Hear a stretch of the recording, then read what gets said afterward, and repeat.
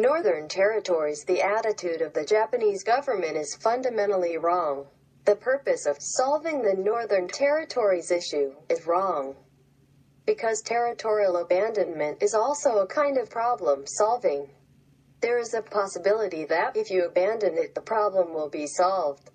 This is absolutely useless. The goal is not to solve problems but to return territory. Return of all territory. The so-called return of two islands is the worst-selling act.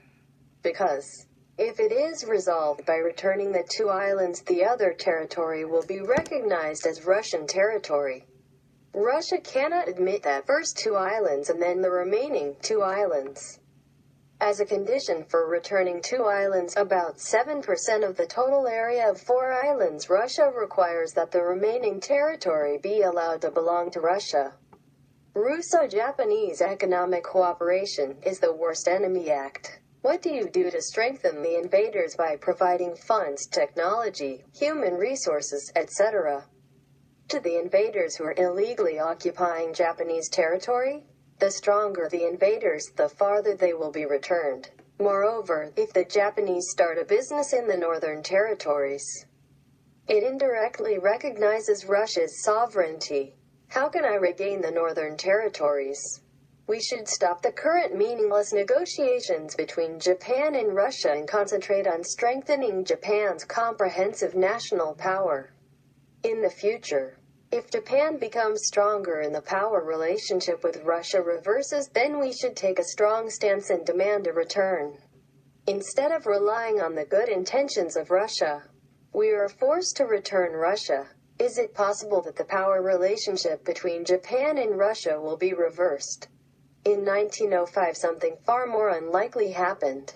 It's much more realistic than that time. Japan's GDP is already 3 times that of Russia. Already, Japan's defense costs are a little less if Russia's. If Japan regenerates its economy and rearms it as it is, a reversal is quite possible. It depends on the will of the Japanese. Russia is already at the limit of its national power and cannot be stronger than this. It is at best to weaken or maintain the current level.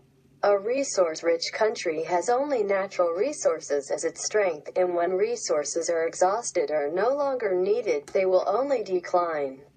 Even without it, there are limits. It will not be stronger than the limit. On the other hand, Japan is a technological powerhouse, so it is realistic enough to become stronger as you make efforts.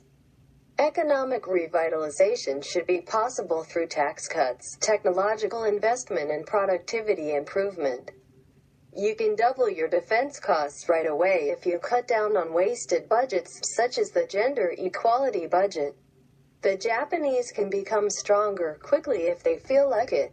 This is a matter of will. Of course, in order to return the Northern Territories, it is basic to ask for opportunities while increasing national power, but it is not the only one. Russia needs to be hunted down to create that opportunity. In solidarity with liberal democracies, sanctions should be imposed to hunt down Russia. At the same time, intelligence activities that disturb Russia should be considered. With the above efforts, Japan will become stronger, and if Russia becomes weaker, the territory should be returned. In that situation, Russia can no longer afford to set conditions, so not only the 4 islands but all the territory stolen by the Soviet Union, the Kuril Islands and Sakhalin, should be returned. This is a realistic enough story, not a dream. Mr. Maruyama said, the Northern Territories can only be regained in the war, but I think that is a mistake. If we can hunt down Russia in a situation where we have no choice but to return it, we can regain territory without a war. Of course, it is not necessary to completely exclude the means of war from the discussion, but it is a mistake that the only way is war. Japan-Russia negotiations from the return of Karafuto Tsushima. Compensation for the invasion of deception in violation of the Soviet-Japanese Neutrality Treaty. Compensation for detention in Siberia. Compensation for the massacre of Japanese people in Manchuria and Sakhalin. Compensation for the long-standing illegal occupation of the Northern Territories, etc. I have to start. Russia does not have to negotiate until it accepts this content, it just hunts it down. Then start negotiations from this content and make concessions little by little. In my opinion, instead of returning the Kuril Islands and Sakhalin, including North Sakhalin, to Japan, Japan will allow liability for past crimes and long-standing illegal occupations, which is a reasonable tie. I think this is a realistic enough story. Don't be fooled by false realism and false realism. Returning two islands is realistic, and no matter how much you insist on your ideals, on-site negotiations will not work. It's the propaganda of a Russian seller who damages Japan's national interests. The return of Kuril and Sakhalin is a realistic story. If you don't rush, you can get it all back. I hope to come back while I'm alive. I am one of the Japanese people. But I think it is better for the Japanese people to take pride in the country of Japan and have patriotism.